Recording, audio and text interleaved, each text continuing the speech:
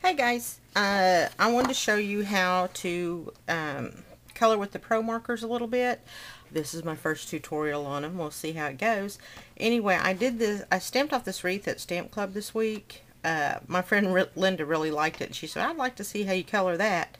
So that's what I'm doing. I already got one colored, and you can see here where I was kind of mixing some colors so I could see what was going to work. And one of the things I did as I went along was I wrote down my colors. You probably can't read my handwriting, most people can't, so I would know what colors I liked. And what I'm going to start with first is the pear, which is right here, and I used Buttercup and pear green. Imagine that. So the first thing I do is I go in on my pear, and I'm going to actually color two at a time. They're such a small little item that coloring two at a time makes it easier, and plus it gives it, since it is small, it doesn't dry out and so much that I'm not going to be able to color it. So then I just kind of go over my edges. First I colored with the Buttercup, and now I'm kind of going in with the pear green. And since pears have a little bit of a yellowish color to them, I'm leaving that. And then I just go back over with my Buttercup again. And this kind of helps blend the color in. Now, next I'm going to do the pine cones. And for the pine cones, I used caramel and cinnamon. So I did the whole thing with the caramel.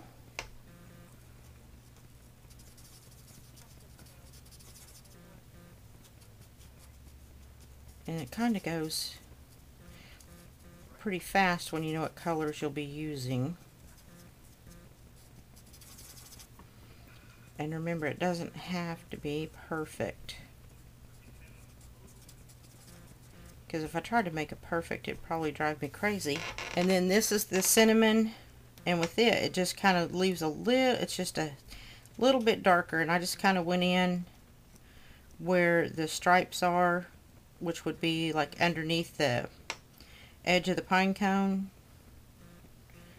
and it just kind of adds a little extra color. You wouldn't necessarily have to do that, but I just thought I would try it, and it does look better. But you know, when you're doing cards, most people are going to probably throw them away, and a lot of times you don't want to put that much effort into it. Or maybe that's just me because I'm lazy. Yes, I have no problem saying I'm lazy. Okay, so now we got all those colored, and next I'm going to go in with the lemons. And for my lemons, I used canary and sunflower. And I colored in with the canary. I'm trying to find all my lemons. Maybe there's just 2 lemons. I was thinking there was more, but I don't see more on the other image that I used as a reference. So you see, I'm just kind of going over like where the dots are and around the edges a little bit, and then I'll come back in again to kind of blend it. And the thing about it is, you look at it a lot of times while you're coloring and you think, oh, that didn't blend well, but as it sets, it seems to do a little bit better. Next I'm going to do these little leaves, and for those I used meadow green. Wait, let me make sure that's, and forest green. Yep, that's right. Another little leaf. And then I'm going to go in, oh, I just saw another little leaf there. They kind of hide on you there. And then kind of, again, you know, kind of like the lemon, I just kind of going over the edges where the little dark parts are, maybe a little line up the middle.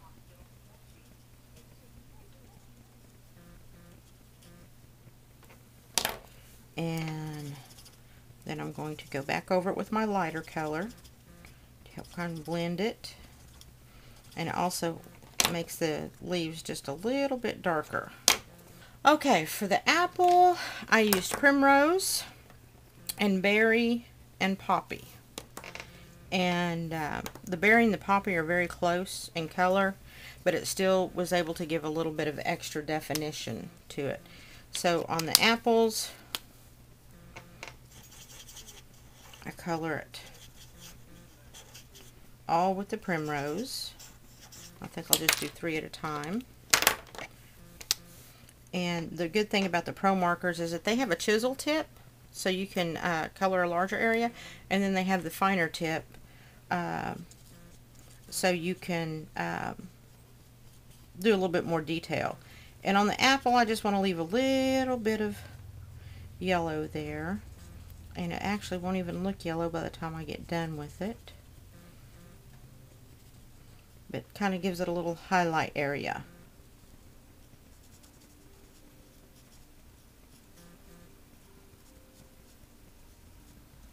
Okay. Oh, let's see. Now I need the... And then with the poppy, I'm just going around the very edges and the dark area. And I know you're probably thinking, oh, I can't even tell any difference. And it's probably hard to tell on camera. Now I'm going to color it all in. And I want to show you what I did. See how that's yellow like that? I have a piece of cardstock here. Let me slide that out of the way. And what I do is I just color it until it's clean. So, you know, you might want to keep a little piece of cardstock handy for that purpose. That way it'll help keep your colors true. And let's see, I think the rest of them are pomegranates. And then now for the pomegranates, what I'm going to do is I used, let's see, I used lemon, and I used lipstick red, and I used berry red. And then for the pomegranate, I colored all yellow, and this is, I did the pomegranates first on the other one, and that kind of bled over, but that's fine, especially since it's going to be that color anyway. Now I forgot what I was saying, but I colored the pomegranates first, and that's when I realized, and then I'm just going to kind of mark through there like that a little bit. And that way it's going to leave a little bit of a highlight to it.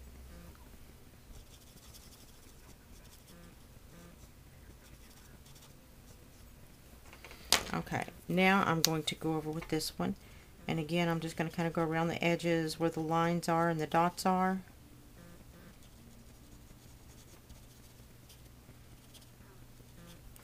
And then maybe around the edge just a hair. Okay, and then I'm going to go back in. And I'm going to take my lemon and blend over the whole thing.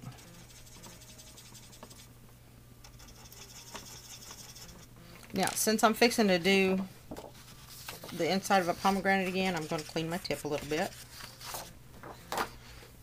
And then next, what I want to do is I am going to go in and I am going to do my little pine leaves. And for the pine leaves, I only used marsh green. And this is my marsh green. And very simple, very easy, fast to do the pine leaves. Trying to hit each leaf individually, like every little, doing the little individual lines is crazy, so you just kind of color them in. And I am not a professional artist by any means, nor do I play one on TV.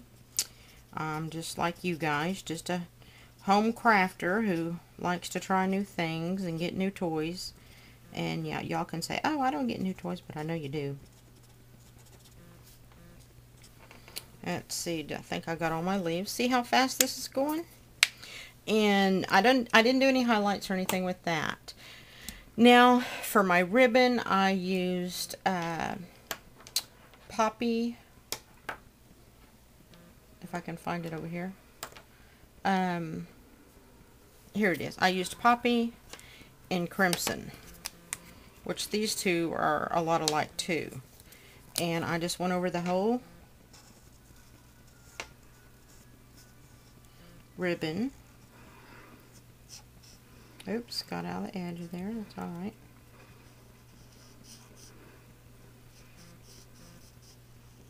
With my Poppy. I think I actually probably used the fine point on the other one because I don't remember having this problem.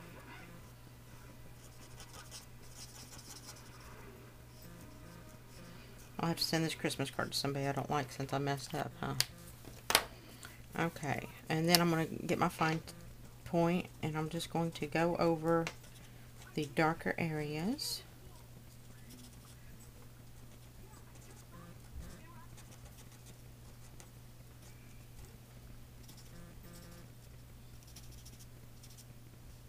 And see where I kind of missed on the line there. I'm just going to color that in with the Poppy because it's not going to matter that much. Since this is not for, it's not for like professional work. Now I'm going to get my Poppy and I'm just going to kind of go over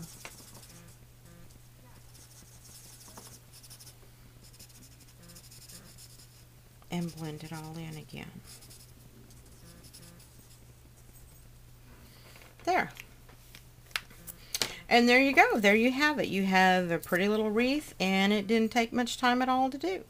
So I hope you enjoyed that short tutorial. Thank you.